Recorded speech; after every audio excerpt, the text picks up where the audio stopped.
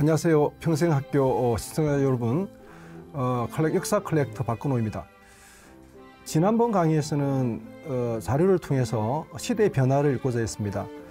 이번 강의에서는요, 이 자료들 속에서는 시대의 변화뿐만 아니라 특정 시대의 문화 코드 또는 관습, 습속 등을 읽어낼 수 있습니다. 그래서 이 조선 시대는 좀 앞으로 돌아가서 조선 시대를 중심으로 제가 몇 가지 사례를 들고자 합니다. 먼저 이 고간의 가정이라는 엽서입니다. 이 엽서를 제가 수집을 한 이유는요, 그냥 그 가족의 모습을 찍은 것처럼 보이지만 자세히 보면 이 고간이 손에 쥐고 있는 게 있습니다. 그게 뭘까요? 바로 안경입니다. 안경. 제가 이 엽서를 수집한 이유는 바로 이 안경 때문에 수집을 한 겁니다. 왜 이 고관은 자기의 손에 소중하게 안경을 쥐고 있을까요? 그것은 이 안경의 의미가 오늘날의 안경이 가진 의미와 전혀 다른 문화 코드로 읽어야 되기 때문에 그런 눈으로 이걸 봐야 된다는 거죠. 조선 후기의 안경은 집안제 값이었습니다. 그러니까 안경을 가지고 있다, 쓰고 있다는 것은 부와 권위, 신분의 상징이었습니다. 이런 안경의 의미를 우리가 알고 이걸 봐야 된다는 거죠. 조선 후기 1876년 강화도 조약이 체결되고 수신사 일행 13명이 김기수를 단장으로 해서 일본에 간 일이 있습니다. 근데 이미 국력은 우리가 일본한테 이미 뒤졌죠. 근데 이 김기수 일행이 생각한 게 있습니다. 일본에 대한 정신승리, 우리가 일본에 대해서 우월하다는 것을 드러낼 수 있는 방법이 뭘까? 그래서 생각한 것이 저는 안경을 끼고 왔습니다. 외국 잡지 화보집에 실린, 화보신문에 실린 그 행렬 모습인데 자세히 보시면 김기수 얼굴에 안경이 끼워져 있습니다. 조금 짠하죠. 그리고 근데 지금 흥미로운 사실은 뭐냐 그러면 이게 그 당시 이 안경인데요. 이 조선 후기 이후의 안경은 지금 오늘 알이 빠져 있습니다만 둥글게 되어 있고요. 코 받침이 없습니다. 그리고 다리는 접이식으로 이렇게 되어 있는데 다 마찬가지입니다. 이것도 접이식으로 되어 있고요. 둥글고 코 받침이 없죠. 그러면 이거를 쓰고 바깥에서 활동하는 것은 매우 어려웠다. 그냥 실내에서 책을 볼 때 그냥 코에 얹어 잠시 사용하는 용도의 도구인데 이걸 쓰고 바깥에서 행차를 것은 제가 아까 좀 짠하다는 표현을 쓴 겁니다. 일본에 대한 뭔가의 어떤 정신 승리의 어떤 그 의지로서 그렇게 했던 것이죠. 다음 보실 자료는요, 공기수 초상화입니다. 이 공기수 초상화 역시 자세히 보시면 1919년에 그려진 그림인데 최용신이라는 분이 그린 겁니다. 근데 이분이 손에 보면 안경이 이렇게 안경이 들려 있습니다. 이런 것들도 우리가 그런 안경에 대한 코드를 보고 이해를 해야 됩니다. 자, 노부부 기념 사진 제가 수집한 사진입니다. 이것도 대략 한 100년 정도 이상 된 사진으로 보이는데요. 그래서 이분의 그 손에 보면 아주 자랑스럽게 안경을 딱 쥐고 있습니다. 왜 이분은 안경을 쥐고 있을까요? 오늘날 시각으로 안경의 개념을 가지고 이걸 보면 절대 이해할 수가 없는 것이죠. 안경이 가지고 있는 그 시대의 독특한 문화 코드를 가지고 봐야 이런 자료들을 더 정확히 읽어낼 수가 있는 겁니다. 이제 다른 주제로 넘어가서 제가 옛날 조선시대 자료를 하나 보여드릴 건데요. 이게 1903년도에 토지 매매 문서입니다. 문서인데 재미있는 것은 여기 보시면 서도정댁 노비 영대 앞에 영대가 사는 사람이고 파는 사람은 성생원댁 노비 오이고 그다음에 정인은 이정희댁 노비 귀남이고요. 그다음에 이걸 쓴 사람은 황생원댁 노비 만석입니다. 뭐가 좀 특이하죠? 뭐가 특이하죠? 노비가 사고 팔고 쓴 사람도 노비입니다.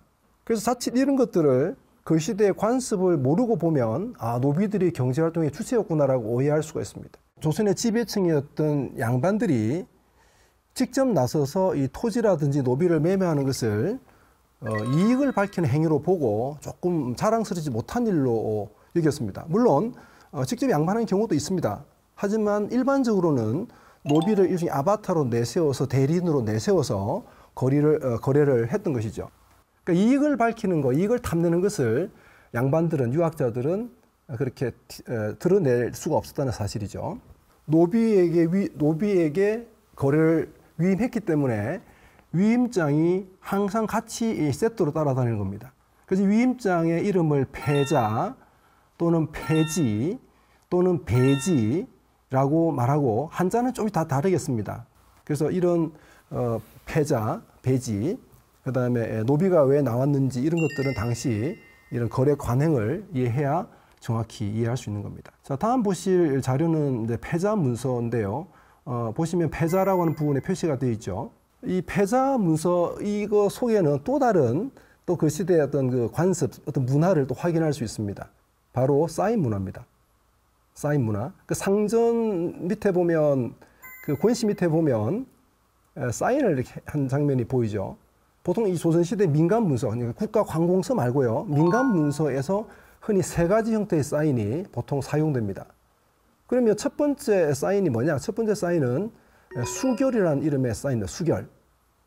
위에 방금 봤던 권씨의 성 밑에 보인 것이 바로 수결입니다. 보통 양반 상류층들, 남자 상류층들이 많이 사용했던 사인이 바로 수결이라고 하는 겁니다.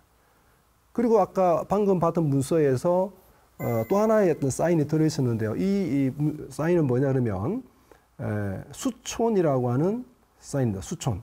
주로 양반 밑에, 양반 아래쪽에 주로 뭐 평민이라든지 남자 노비들이 사용했던 그 사인입니다. 그러니까 수결이든 수촌이든 두 가지 문서들을 사인을 남자들이 주로 사용했고요. 여성들의 경우에는 주로 다른 형태의 사인을 씁니다. 뭐를 썼을까요? 바로 수장입니다. 손바닥 장자입니다. 수장이라 해서 오른쪽 손을 이렇게 대고 이렇게 테두리를 그려서 증거 자료로 삼은 것입니다. 우수장이라 그래서 이 손을 이렇게 오른손을 이렇게 대고 이렇게 그렸죠. 이게 이제 여자들이 일반적으로 썼던 사인의 모습입니다. 그러니까 세 가지 형태의 사인을 우리가 이런 문서들을 통해서 쉽게 확인할 수 있는 것이죠. 손이 작게 그려졌다라고 했을 때 이건 또 추측을 해야 되겠죠. 어떤 가능성이 있을까요? 이런 경우입니다. 작죠? 어떤 가능성이죠? 실제 작았다, 사람이 작았다는 뜻입니다. 이 문서는 이 사인은요 세상에서 가장 슬픈 사인입니다. 자기 엄마가 아기 낳다가 몸져 누웠는데 어린 딸 순심이, 어린 딸 소녀 순심이 부득이 자기 엄마를 위해서 자기 몸을 노비로 파는 겁니다. 그러니까 어린 소녀니까 10대 초반, 10살, 11살, 12살 대충 이 나이의 소녀가 노비로 팔면서 손을 그렸기 때문에 작을 수밖에 없죠. 근데 유난히 작은 게 있습니다. 유난히 작은 거는 이런 경우죠. 과녀, 혼자 된 여자 과녀 송씨가 땅을 팔면서 그린 사인입니다. 너무 작죠. 그러니까 이런 경우에는 야 실제 조선시대 때는 저렇게 작은 사람이 있었구나라고 해석하면 안 되겠죠. 이것은 바로 형식화된 겁니다. 그냥 사인했다는 식으로 대충 이렇게 그린 것이고 형식화된 것으로 이해를 할 수 있죠. 그래서 이런 내용들을 우리가 이런 문서들을 보면서 하나하나 읽어 나가는 것은 매우 흥미로운 일이라 볼 수 있습니다. 지금 이제 보시는 자료는요, 그 일제강점기 초기에 토지 매매 문서인데요. 뭐가 이제 변화가 보이죠? 바로 도장들이 이제 막 찍히기 시작합니다.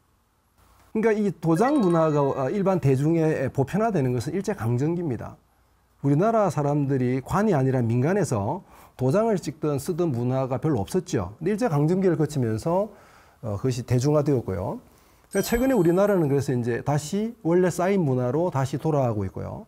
일본은 계속 지금도 도장 문화가 굉장히 강한 나라가 일본입니다. 옛 문서들 중에서 또 하나 저의 관심을 끌었던 것은 노비들의 인식, 노비들의 이름을 보면 특이해서 당시 사람들이 노비들을 어떻게 인식했는지를 알 수 있습니다. 이 문서를 한번 보시면요, 이 노비, 물론 이 노비가 지금 땅을 팔고 있는데 자기 주인의 위임을 받아서 파는 겁니다. 근데 노비 이름이 노, 소, 석지, 작을 소자에 돌석자에 단지 지자입니다. 소석지, 소석지. 이 지는 기로 읽기도 하거든요. 소석지, 소석지, 소석기. 이 소새끼입니다. 노비 이름이 소새끼. 이런 것들이 아주 무궁무진합니다.